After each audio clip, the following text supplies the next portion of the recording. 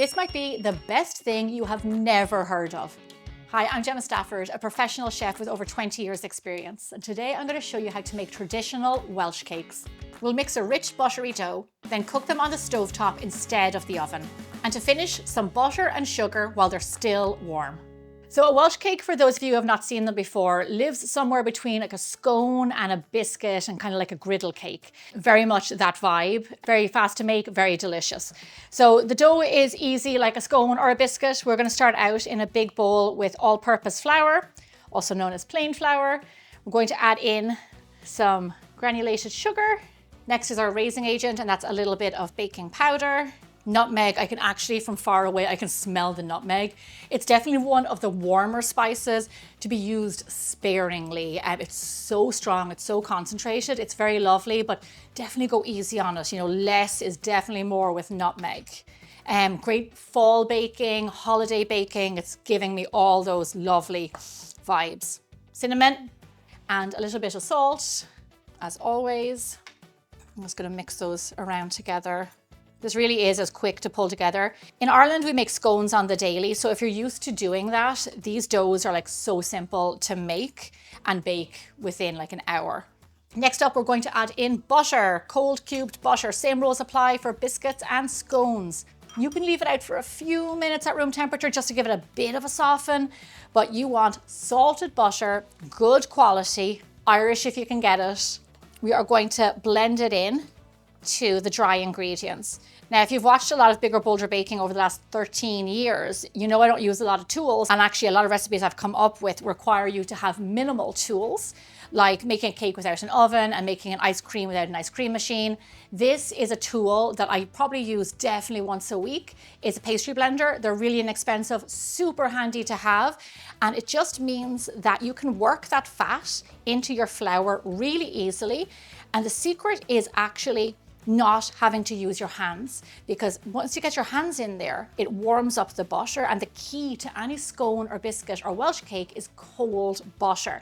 And also what can happen is if your hands are in there too long breaking up the butter, it can make the dough greasy and it will make it heavy. So I love a pastry blender. Put that on your list for a little gift for yourself. Once you have the butter in there, this is what we're looking for.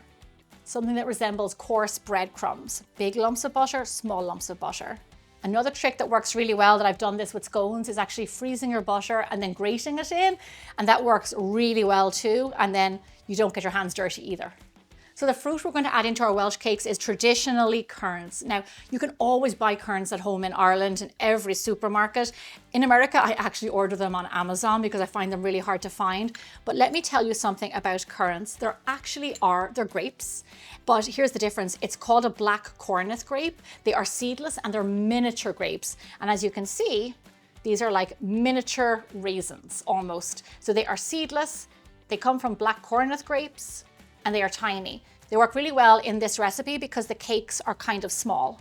If you don't have currants, you can actually use raisins, but I do recommend giving them a little chop up and making them smaller, because the Welsh cakes are kind of small. You don't want to get a big lump of like one raisin. So that's just my little DIY tip. But for Irish baking, for our holiday baking, for our fruit cakes, for Irish plum puddings, for my mincemeat mix, all of the things, I always have currants on hand, because we use them a lot. And we are heading into baking season. I have to have all these things on hand, and your spices. So just mix those until they're coated with the flour. So those are our dry ingredients. Now for our wet, here I have some milk and an egg. For using milk in a recipe like this, I always use full fat milk for more flavor. Just give those a little whisk together before we add them into our dry ingredients. And then pour that into your dry ingredients. Like I said, I'm not a tool person, but I have to say, a fork is something I use all the time to bring batters together, to make pancake batters, waffles, mix together my scones. Sometimes you just need simple tools like a fork. It seems to work for everything. Give it a mix to combine the wet ingredients, but at the end, go in with your hands to really pull that dough together. So when you bring your dough together, it should look like this. It'll be a little bit on the drier side, but we can combine it. Add on all those bits. I'm just going to give it a quick knead on the countertop very lightly. Same rules apply, biscuits, scones, very light kneading. We do not want to overhandle the dough. The lighter we handle the dough, the lighter the Welsh cakes will be. So once you've mixed your dough, you can actually pop it into the fridge, and that's just an extra step. What it does is it chills the butter, it sets it up nice and cold, and just kind of make sure that you get like a nice fluffy Welsh cake. You can also just roll it out as is. So now we just go straight into rolling our dough. Flour your counter a little bit, like so. Rolling pin. So here's the secret. These are a certain thickness. When I first made these and put it up on biggerbolderbaking.com, people roasted me because they were too thin. And I will be honest, I didn't have a whole lot of experience with Welsh cakes at that time. So I rolled them too thin and everyone told me they weren't Welsh cakes. So what we do is we go back, we look at the recipe, we retested it, we shot new photography, and everybody was happy. Well, most people were happy. I can't keep everybody happy. But we definitely got more to what a Welsh cake actually is. So what I'm saying to you is make sure you roll it out to around 1/4 of an inch thick. So they're a little bit on the thicker side. So this is looking good. Now, like I said, Welsh cakes are small. So around a cutter that's 2.5 inches works really well. And then just cut out your little cakes. Look at that.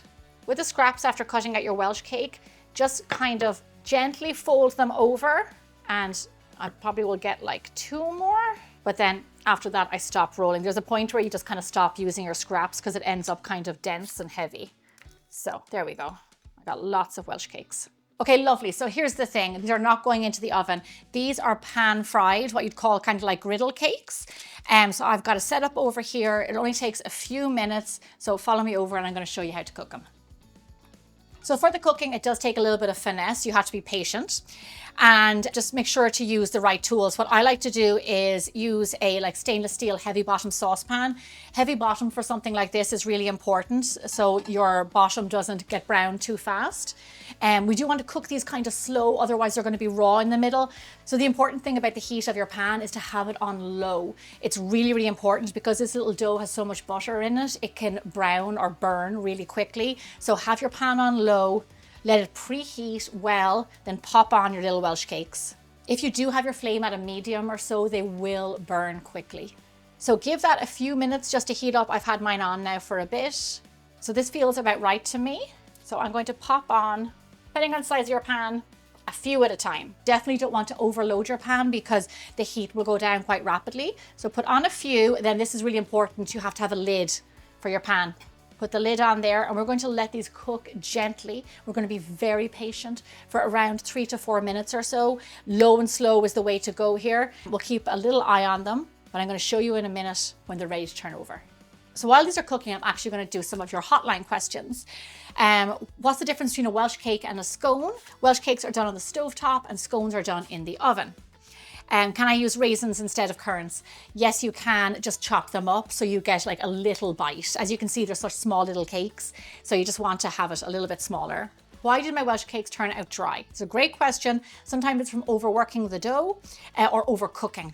So there really is that fine point of cooking, and I'm going to show you what that is. Here's a great one. Can Welsh cakes be frozen? I freeze scones and Welsh cakes all the time. Defrost them and then cook them off. It works really well and they bake up just like new. So it's been a few minutes. Now you can't really tell from the top, but I'm going to have a look on the bottom. Oh, lovely. Golden brown on the bottom, low and slow. Trust that they are cooking all the way through. Lovely. Back on with the lid. The reason you need a lid, and you do need a lid, without it, they're not going to cook through. While the lid is on, it's creating steam and it's helping to cook the middle of the Welsh cake. So a lid is a must. So it's been a few minutes, probably 4, maybe even closer to 5, but I want to show you something. Can you see, Joey, get in there and show them at home what they're supposed to look like. You see those layers there? It's not doughy. It's not shiny. It has risen. It's kind of firm under my finger. If it was raw and undercooked, you'd be able to see it here. So if you look at this one, it should look on the outside like it's an actual baked scone.